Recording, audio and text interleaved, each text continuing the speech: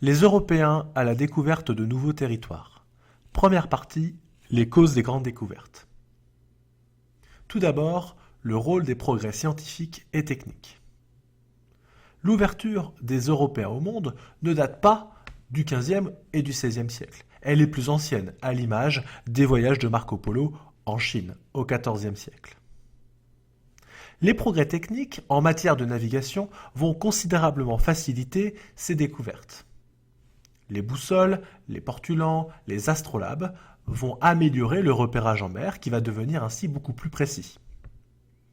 Les caravelles, qui sont des bateaux robustes dont les voiles sont adaptées au voyage transocéanique, vont être les instruments majeurs de ces grandes découvertes.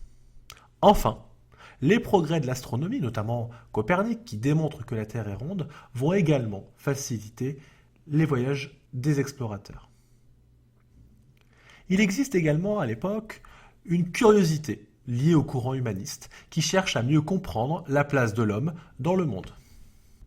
En retour, les grandes découvertes, on va le voir, vont être un tournant majeur dans la compréhension du monde et dans sa perception intellectuelle.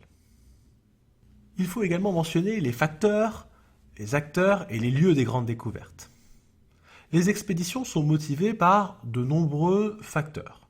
Facteurs économiques, les Européens recherchent de nouvelles routes commerciales en contournant l'Afrique ou en passant par l'Ouest. Il faut également mentionner les facteurs religieux. Et là, on peut voir une continuité entre l'esprit de croisade du Moyen-Âge et la volonté des Européens d'évangéliser, c'est-à-dire de convertir au christianisme, le reste de l'humanité. Enfin, les facteurs politiques, ce sont les souverains qui financent les expéditions et cherchent à étendre leur pouvoir sur de nouveaux territoires. Les acteurs de ces grandes découvertes sont multiples. Évidemment, les explorateurs, qui recherchent de nouvelles routes maritimes, Christophe Colomb, Magellan ou Vasco de Gama. Les souverains, qui cherchent à étendre leur pouvoir. On peut citer ainsi Manuel Ier, roi du Portugal, et les souverains espagnols Ferdinand d'Aragon et Isabelle de Castille. Les marchands, les hommes d'affaires, cherchent à s'enrichir en s'implantant dans les grandes villes portuaires et commerciales. Les conquistadors, ce sont ceux qui prennent possession de nouveaux territoires par les armes au nom de leur roi après la découverte. C'est le cas de Cortés face aux Aztèques et de Pizarro face aux Incas. Enfin, les missionnaires, dont l'objectif est de convertir les peuples découverts. C'est le cas de l'ordre des Jésuites, fondé en 1534. Ces grandes découvertes s'appuient sur des lieux, et notamment les villes portuaires, qui connaissent un essor rapide. Ce sont de ces villes que partent les voyages d'exploration, puis c'est dans ces villes que ces bateaux reviennent. Ce sont donc des nœuds commerciaux où affluent des produits du monde entier. Au XVe et au XVIe siècle, l'espace méditerranéen qui dominait jusqu'à présent perd de son importance au profit de l'espace atlantique. Deuxième partie, les grandes découvertes qui mettent en contact les différentes parties du monde. Il serait trop long de mentionner tous les voyages de découverte qui ont eu lieu au XVe et au XVIe siècle, et dans les siècles qui vont suivre. On peut en retenir trois. Tout d'abord, à partir de 1492, la découverte du continent américain, appelé plus tard Nouveau Monde, par Christophe Colomb. On peut également mentionner Vasco de Gama, navigateur portugais, qui est considéré comme le premier Européen à arriver aux Indes par voie maritime en contournant le cap de Bonne-Espérance, au sud de l'Afrique, en 1498.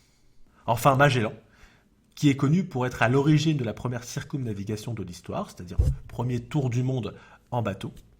Ce tour du monde est achevé en septembre 1522 par son second, Juan Sebastián Elcano, car Magellan est mort au cours du voyage. Pour autant, l'Europe ne s'impose pas partout. Le monde reste encore largement inconnu, notamment l'Afrique intérieure et l'Océanie.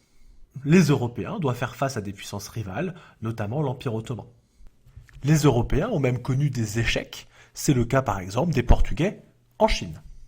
On a donc au XVe et au XVIe siècle un pas très important dans le processus de mondialisation, c'est-à-dire de mise en relation des différentes parties du monde. Troisième partie, les conséquences de l'élargissement du monde. Premièrement, la conquête.